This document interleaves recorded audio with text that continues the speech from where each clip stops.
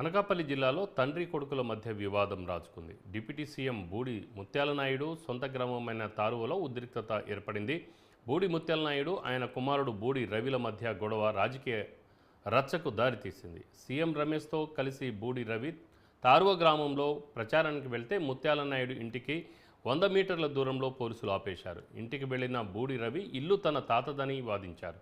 ఇల్లు తన పేరు మీద ఉందని లీగల్గా తేల్చుకోవాలని బూడి ముత్యాలనాయుడు సమాధానమిచ్చారు. దీంతో తండ్రి కొడుకుల మధ్య వాగ్వాదం చెలరేగింది.